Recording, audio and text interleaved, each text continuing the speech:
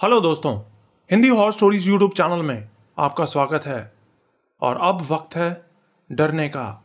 और मैं प्रवीण आज फिर से आप लोगों को डराने के लिए लाया हूं व्यूअर्स की भेजी 9 सच्ची डरावनी कहानियां।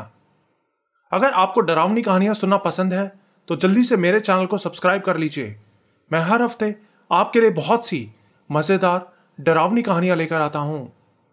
साथ ही आज की कहानियां शुरू करने से पहले मैं आपको बताना चाहता हूं कि अगर आपको हॉलीवुड, कोरियन या जापानीज मूवी का एक्सप्लेनेशन या टेनेट जैसे कंफ्यूजिंग मूवीज का प्लॉट जानने में इंटरेस्ट है तो मेरी फ्रेंड अमृता के चैनल हॉलीवुड एक्सप्लेन्ड इन हिंदी को ज़रूर सब्सक्राइब कीजिए। इस चैनल पर आपको हॉरर के साथ साथ और भी कई मज़ेदार मूवीज़ का एक्सप्लेनेशन देखने को मिलेगा। चैनल का लिंक आपको नीचे कमेंट्स में मिल जाएगा। तो अब शुरू करते हैं आज की कहानियां।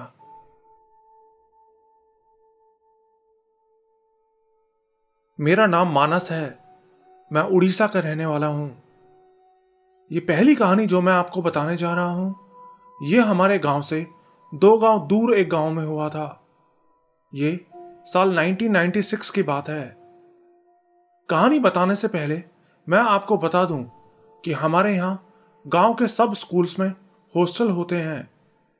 तो हुआ ऐसा था कि उस गांव में 10th क्लास के सब बच्चे और उनके टीचर्स भी एक हॉस्टल में ही रहा करते थे। साथ ही उस गांव में स्कूल से कुछ दूर एक जगह पर एक आम का पेड़ लगा था। तो आम के मौसम में जब पेड़ पर छोटे छोटे आम लगते थे तो स्कूल के बच्चे वो आम तोड़ने के लिए उस पेड़ पे चले जाया करते थे। वो आम का पेड़ जिस बगीचे में था, उस बगीचे के मालिक का घर भी उसके साथ में ही था। उस घर में एक विधवा बूढ़ी औरत अकेली रहती थी। उसके बच्चे बाहर शहर में ही कहीं रहते थे। तो हॉस्टल के बच्चे स्कूल के बाद जब उस बगीचे में आम तोड़ने जाते तो वो बुढ़िया उन पे बहुत चिल्लाती। लेकिन बच्चे जानते थे कि वो बुढ़िया अकेली रहती है और उनके पीछे भी नहीं भाग सकती, बस दूर से ही चिल्ला सकती है। तो सब बच्चे बेखौफ होकर पेड़ से आम तोड़ते। स्कूल के बच्चों का यह रोज का काम था। फिर कुछ दिन बाद जब स्कूल की गर्मियों की छुट्टियां पड़ी तो सब बच्चे अपने अपने घर चले गए। जब स्कूल खुला और बच्चे हॉस्टल आए तो क्लासेस 2 दिन बाद शुरू होने वाली थी। तो 4-5 बच्चों ने प्लान बनाया कि क्यों ना उस बगीचे में जाके आम तोड़े जाएं। अब तो आम पक भी गए होंगे। और ये सोच के सब बच्चे मस्ती करने के इरादे से हॉस्टल से निकल गए। सबसे पहले वो स्कूल के पास एक तालाब में नहाने के लिए गए और फिर वहां अपना कुछ सामान रख के उस बगीचे में चले गए। सब बच्चे पेड़ पे चढ़ गए और आम तोड़ने लगे। फिर थोड़ी देर बाद बाकी सब बच्चे तो पेड़ से उतरकर तालाब के पास चले गए, लेकिन एक बच्चा अभी भी पेड़ पे चढ़ा आम तोड़े जा रहा था। उसने एक गमछा ले रखा था जिसमें वो आम भरे जा रहा था। वो आम तोड़ ही रहा था कि तभी उसको उस बुढ़िया की आवाज सुनाई दी, ये क्या कर रहा है, भाग जा यहां से। जैसे वो बुढ़िया हमेशा उन बच्चों पे चिल्लाती थी, वैसे ही उस पे चिल्ला के बोली। उस लड़के ने हमेशा की तरह बुढ़िया की आवाज को अनसुना कर दिया। लेकिन फिर थोड़ी देर बाद उसको बुढ़िया की आवाज फिर से आई, तू उतरेगा या मैं ऊपर आऊं। इस बार उसको ये आवाज अपने पास से आई थी। लड़के को थोड़ा अजीब तो लगा, लेकिन ये सोच के कि ये बुढ़िया पेड़ पे थोड़ी ना चढ़ सकती है, वो आम तोड़ने में लगा रहा। लेकिन फिर उसको अपने सिर के ऊपर से आवाज आई, ए ऊपर देख, एक बारी में तुझे समझ नहीं आता क्या। लड़के ने ऊपर देखा तो देखा कि वही बुढ़िया ऊपर एक टहनी पे अपने दोनों पैर लटका के बैठी हुई थी। उसके बाल बिखरे हुए थे और आंखें बिल्कुल लाल हो रखी थीं और उसके मुंह में भी 2 दांत निकले हुए थे। वो देख के वो लड़का डर के मारे ऊपर से ही कूद गया। नीचे कटी हुई घास के कई सारे गट्ठर रखे हुए थे। वो उन्हीं पे जा गिरा जिससे कि उसको चोट नहीं आई, उस वक्त दोपहर का टाइम था, लेकिन उस बुढ़िया के आते ही वहां अचानक से काले बादल छा गए। फिर वो लड़का भागते हुए तालाब के पास अपने दोस्तों के पास पहुंचा और हांफते हुए उनको सारी बात बताई। वो लड़का ये सब बता ही रहा था कि अचानक उसको खून की उल्टियां हुई और उसकी जान चली गई। बाद में जब इस बारे में पूछताछ की गई तो पता चला कि वो बुढ़िया तो गर्मियों की छुट्टियों के दौरान ही मर गई थी। ये अगली कहानी जो मैं बता रहा हूं, ये भी हमारे बालासोर डिस्ट्रिक्ट के ही एक हॉस्टल में हुआ था। जैसे कि मैंने बताया कि हमारे यहाँ गांव के स्कूल्स में हॉस्टल कंपलसरी होता है। हॉस्टल्स के अंदर अलग अलग हॉल्स होते हैं और हर एक हॉल में 6-7 बेड्स लगे होते हैं। तो एक बार ऐसा हुआ कि एक हॉस्टल में कुछ बच्चे रहते थे। वहां उन बच्चों ने एक रूल बनाया हुआ था कि रात में जो भी बच्चा सबसे लास्ट में हॉल में सोने के लिए आएगा, लाइट उसी को ऑफ करनी होगी। उस हॉस्टल में 4-5 हॉल्स थे और स्कूल के टीचर्स बिजली बचाने को लेकर बहुत स्ट्रिक्ट थे। उन्हीं बच्चों में एक लड़का था जो कि पढ़ने में बहुत होशियार था। उसके बहुत अच्छे नंबर आते थे और उसने उस स्कूल में 10th क्लास में नया नया एडमिशन लिया था। तब उसे उस हॉस्टल में आए बस 2-3 महीने ही हुए थे। सब स्टूडेंट्स उससे जलते थे क्योंकि वो हर समय पढ़ाई में ही लगा रहता था। पढ़ाई के अलावा उसका किसी चीज में कोई इंटरेस्ट नहीं था। नींद में भी वो बस पढ़ाई की बातें ही बड़बड़ाता रहता था, यहां तक कि खाना खाते हुए भी। क्लास में जब टीचर्स पढ़ाते तो वो जैसे उनकी बातों में बिल्कुल खो सा जाता था।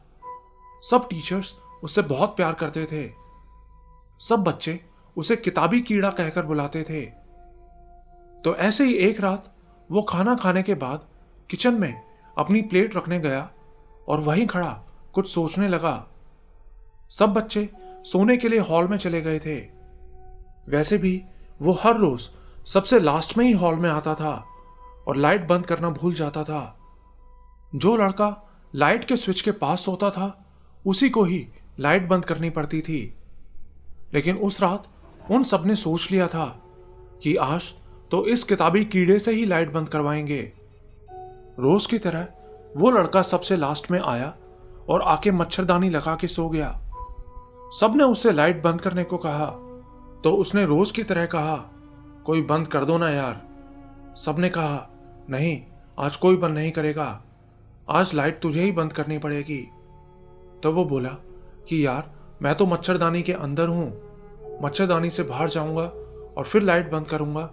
उससे अच्छा तो जो लड़का स्विच बोर्ड के पास लेटा है वो भी तो बंद कर सकता है। तो वो लड़का बोला, नहीं, मैं रोज रोज तेरे बदले लाइट बंद नहीं कर सकता।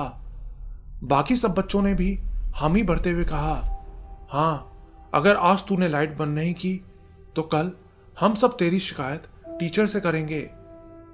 फिर हार के उस लड़के ने कहा, ठीक है, मैं लाइट बंद कर देता हूं, पर मेरा लाइट बंद करने का तरीका देख के तुम लोग डरोगे तो नहीं?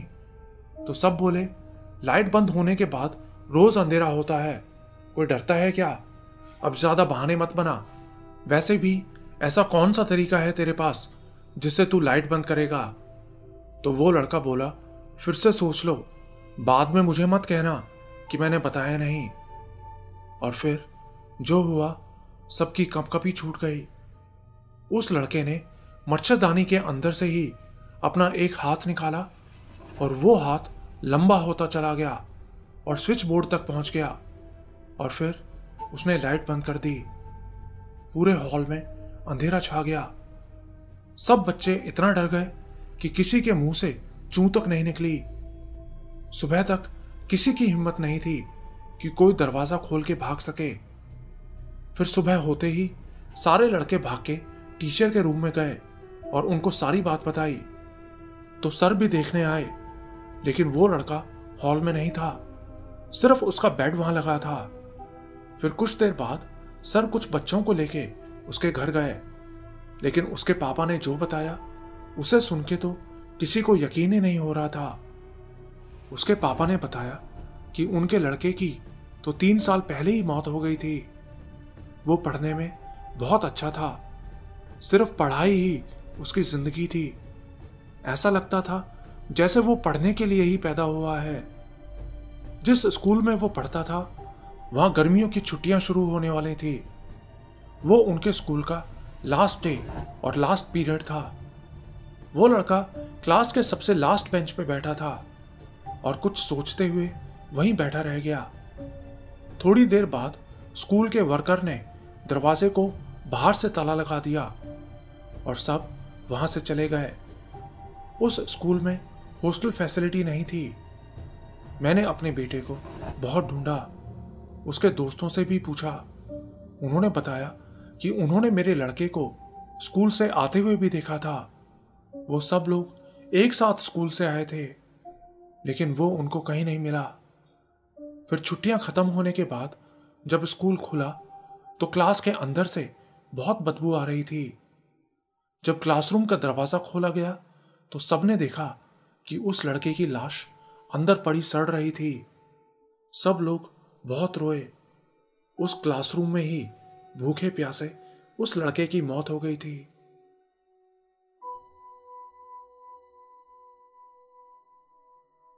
मैं आपको 2 सच्ची कहानियां बताना चाहता हूं। ये पहली घटना मेरे जीजू के साथ घटी थी। ये 1990 की बात है, जब मैं पैदा भी नहीं हुआ था। उन दिनों मेरे जीजू एक दुकान चलाया करते थे और दुकान बंद करके रात में लौटते हुए उन्हें बहुत देर हो जाती थी। आने जाने के लिए उन दिनों ट्रांसपोर्ट की भी इतनी सुविधा नहीं होती थी। तो रोज की तरह एक रात जीजू दुकान बंद करके घर के लिए आ रहे थे। जब वो अपने घर वाली गली में पहुंचे तो उन्होंने देखा कि उस गली के गेट के बाहर एक औरत बैठी हुई थी। इतनी रात ऐसे अकेली किसी बूढ़ी औरत को बैठा देख उनको बहुत अजीब लगा। उस गली में कोई लाइट भी नहीं लगी थी, इसलिए अंधेरे में उनको उसका चेहरा नहीं दिख रहा था। तो वो उस बूढ़ी औरत के पास गए और उससे पूछा, अम्मा आप कौन हो और इतनी रात यहां क्यों बैठी हो? लेकिन उस औरत ने कोई जवाब नहीं दिया। जीजू ने 2-3 बार और उससे पूछा, लेकिन उसने कोई जवाब नहीं दिया। तो जीजू वापस अपने रास्ते पर चल दिए। लेकिन कुछ कदम दूर जाने के बाद उन्होंने सोचा कि एक बार फिर से आवाज लगा के पूछ लेता हूं। वो पलटे, लेकिन पलटते ही उन्होंने देखा कि वो औरत तो दूसरी तरफ कहीं जा रही थी। उन्होंने ज्यादा ध्यान नहीं दिया और अपने रास्ते जाने लगे। लेकिन फिर वो जैसे ही अपने घर से कुछ कदम दूर पहुंचे तो उनको वही औरत फिर से दिखाई दी। वो एक घर के सामने बैठी हुई थी और इस बार उस औरत को देख के जीजू को डर लगने लगा। उन्होंने जल्दी से सिगरेट जलाई और भगवान का नाम लेते हुए उस औरत को पार करके आगे चले गए और आगे जाते ही अपने घर की तरफ भागने लगे। फिर अपने घर के दरवाजे पर पहुंच के जीजू जोर जोर से अपनी वाइफ यानी कि मेरी दीदी को आवाज लगाने लगे। दीदी ने दरवाजा खोला तो जीजू ने जल्दी से अंदर घुस के दरवाजा बंद कर लिया और लाइट ऑफ कर दी। जीजू को ऐसा करते देख दीदी को बहुत हैरानी हुई, लेकिन इससे पहले कि वो कुछ पूछ पाती तभी दरवाजे पर किसी के जोर जोर से हाथ मारने की आवाज आने लगी। दरवाजा खोलो, दरवाजा खोलो। बाहर से कोई औरत दरवाजा पीटते हुए चिल्ला रही थी। दीदी और जीजू बहुत डर गए। फिर कुछ देर बाद वो आवाजें अपने आप बंद हो गईं। आवाजें बंद होने के बाद जीजू ने लाइट जलाई और एक रॉड लेके दीदी के साथ बाहर निकले, लेकिन बाहर कोई नहीं था। ये दूसरी कहानी जो मैं बता रहा हूं, ये मेरे एक कजन भैया के साथ हुआ था। एक दिन भैया लेट नाइट पार्टी करके घर लौट रहे थे। उनको उनके एक फ्रेंड ने कार से घर के पास ड्रॉप कर दिया था और वहां से भैया अकेले ही गलियों से होते हुए अपने घर आने लगे। पूरा रास्ता सुनसान था।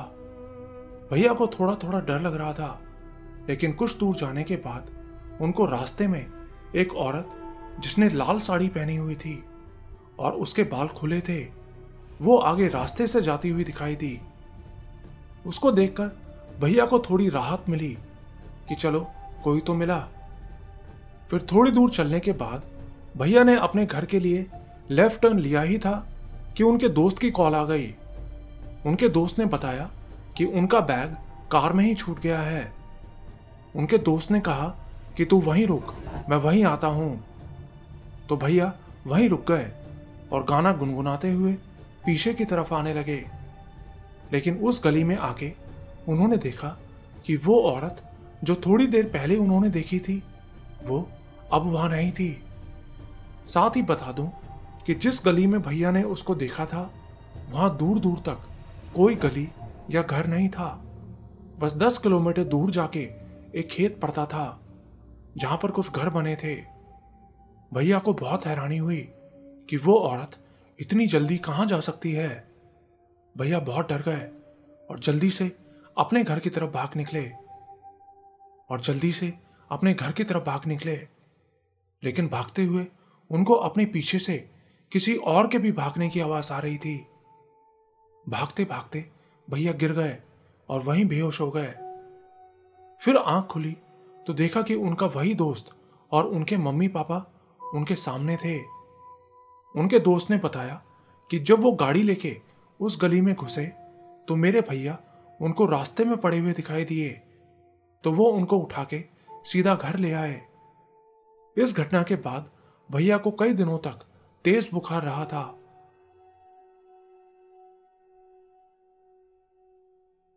मेरा नाम सुजल सेन है। मैं मध्य प्रदेश के जबलपुर का रहने वाला हूं।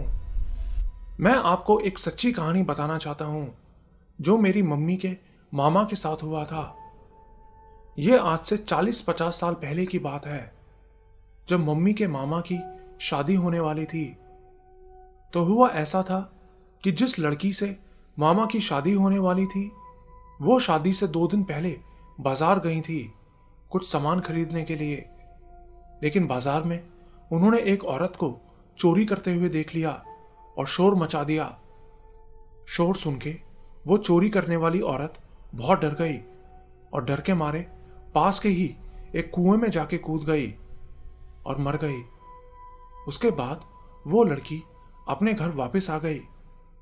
तब तक तो सब कुछ नॉर्मल था, लेकिन 2 दिन बाद जब उनकी शादी हुई तो शादी के समय मामी को अपना सिर बहुत भारी सा लग रहा था और शादी के अगले दिन ही मामी की तबीयत बहुत ज्यादा खराब हो गई। साथ ही बताऊं कि मम्मी के नाना जी उन दिनों एक बड़े ओझा हुआ करते थे। तो उन्होंने मामी को अपने पास बुलाया और फिर झाड़ फूंक करके उस औरत की आत्मा को वहीं हाजिर कर लिया। उस आत्मा ने बताया कि इसी की वजह से मेरी मौत हुई थी, इसीलिए मैं इसी के शरीर पर सवार हो गई। इसकी शादी के समय भी मैं इसके कंधे पर लटकी हुई थी और इसके साथ मैंने भी 7 फेरे पूरे किए हैं। इसीलिए अब ये मेरा भी पति है और अब मैं इस लड़की के शरीर को छोड़ के नहीं जाऊंगी। लेकिन नाना ने किसी तरह झाड़ फूंक करके उस आत्मा को जाने के लिए मना लिया। उस आत्मा ने जाने के लिए 100 नारियल और 20 किलो मिठाई पास के एक तालाब पे रखने को कहा। मामा ने बिल्कुल वैसा ही किया और तब जाके उनकी पत्नी को उस आत्मा से छुटकारा मिल सका।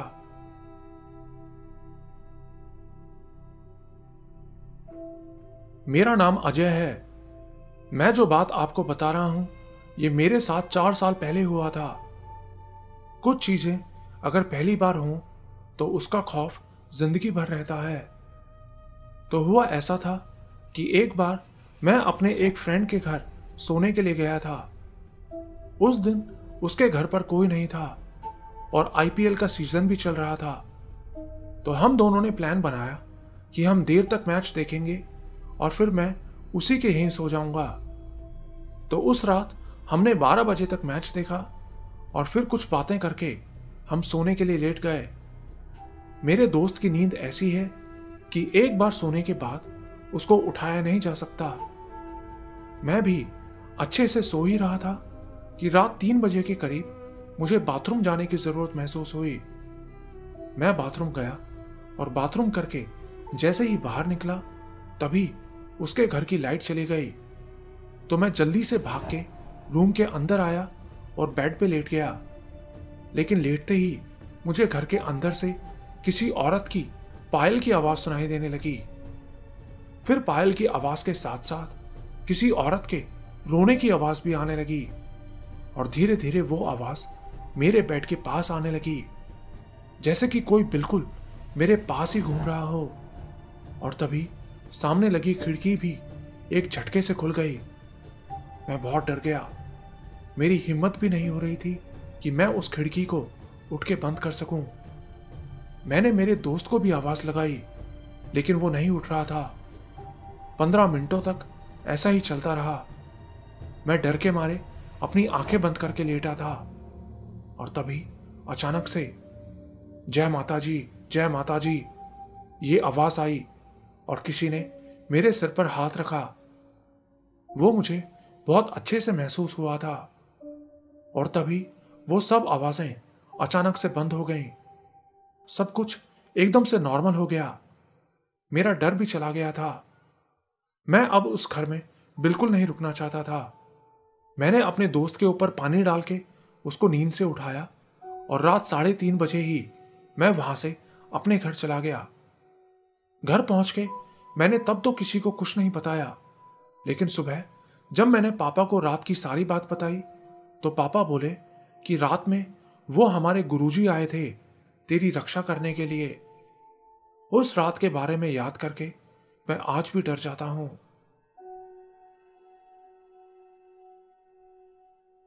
मैं गुजरात की रहने वाली हूं। मैं जो बात आपको बता रही हूं ये पिछले साल गर्मियों में हुआ था, जब हम रात में छत पर सोया करते थे। तो ऐसे ही एक रात मैं, मेरे मम्मी पापा और भाई रात में छत के ऊपर सो रहे थे। सोते सोते अचानक 2:30 बजे के करीब कुत्तों के भौंकने की आवाज से मेरी आंख खुल गई। नीचे गली में बहुत सारे कुत्ते भौंक रहे थे। मैं लेटी ही थी कि तभी मुझे ऐसा फील होने लगा जैसे कोई ठीक मेरे पीछे खड़ा है। मैंने मुड़ के भी देखा, लेकिन पीछे कोई नहीं था। मतलब कोई दिख तो नहीं रहा था, लेकिन मुझे फील हो रहा था कि कोई मेरे पास खड़ा है। उस वक्त मैं बहुत डर गई और चादर के अंदर मुंह डाल के लेट गई। लेकिन फिर मुझे ऐसा लगने लगा कि कोई मेरी चादर खींच रहा है। कई देर तक ऐसा चलता रहा। फिर मैंने जब चादर से अपना मुंह बाहर निकाला तो मुझे ऐसा लगा कि कोई मेरे बाल पकड़ के खींच रहा है। मैं चोटी बना के सोई थी, लेकिन अब मेरे सारे बाल खुल चुके थे। मैं डर के मारे रोने लगी और मम्मी को आवाज देने लगी, लेकिन मम्मी शायद बहुत गहरी नींद में थी। उनको मेरी आवाज नहीं सुनी। तो मैं मन ही मन भगवान को याद करने लगी। तभी मेरी नजर सामने वाले घर की छत पर पड़ी। वहां कोई बैठा हुआ था और मेरी तरफ देखकर हाथ हिला रहा था, और मेरे देखते ही देखते वो एक कुत्ता बन गया और वहां से गायब हो गया। अगली सुबह मैंने मम्मी को यह बात बताई तो मम्मी बोली कि रात में तू हल्दी और मलाई चेहरे पे लगा के सोई थी। जरूर उसी की खुशबू से कोई भूत या आत्मा तेरे पास आ गई होगी। साथ ही बता दूं कि हमारे साथ वाला वो घर 20 सालों से बंद है, वहां कोई नहीं रहता। उस रात के बाद मेरे साथ ऐसा फिर कभी नहीं हुआ।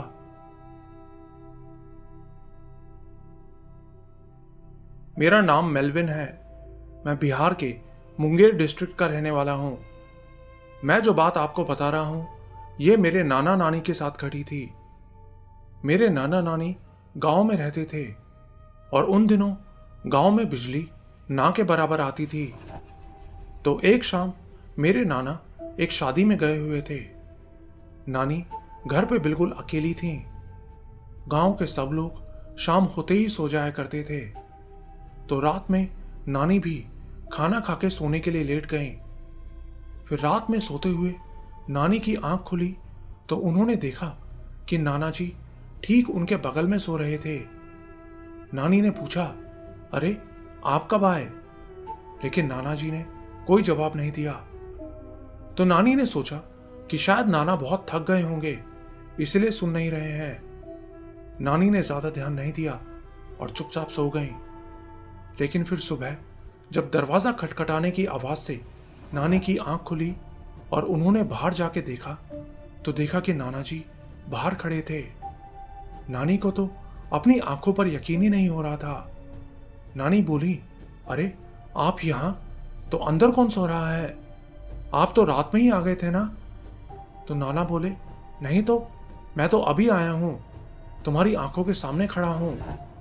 तो वो दोनों जल्दी से भाग के अंदर गए तो देखा कि बेड पे तो कोई नहीं था, लेकिन बेड के ऊपर खून के बहुत सारे धब्बे लगे थे।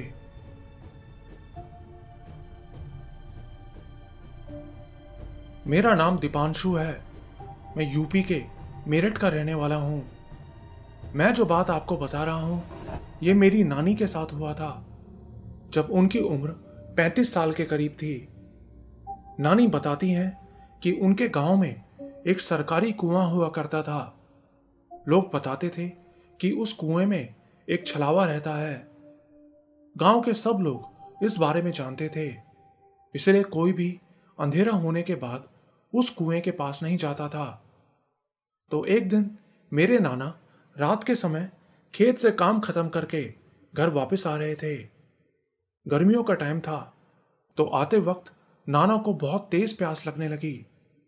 नाना भी उस कुएं के छलावे के बारे में जानते थे, लेकिन वो बहुत बहादुर इंसान थे और उस वक्त उनको तेज प्यास भी लगी थी। तो वो उस कुएं पे गए और उसका पानी निकाल के पीने लगे। फिर पानी पीने के बाद वो कुछ ही कदम दूर गए थे कि उनको आगे रास्ते के बीच एक आदमी दिखाई दिया, जो कि बहुत लंबा था और उसने सफेद कपड़े पहने हुए थे। उस आदमी को देख के नाना जी बहुत घबरा गए। वो समझ गए थे कि ये कोई इंसान नहीं है, लेकिन किसी तरह हिम्मत करते हुए नाना अपने रास्ते पे जाने लगे। तो वो छलावा भी उनके साथ साथ चलने लगा।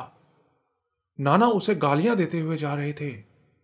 फिर किसी तरह कुछ देर बाद नाना ने वो कुएं वाला खेत पार किया और अपने घर पहुंचे। घर पहुंच के नाना ने ये बात सबको बताई और फिर खाना खा के सो गए। अगले दिन नाना को बुखार आ गया था, लेकिन फिर वो अपने आप ठीक हो गए। उस दिन के बाद से नाना आज तक भी उस कुएं के पास नहीं जाते। वो कुआं आज भी गांव में है। नानी की बात सुनकर हम सब भी बहुत डर गए थे।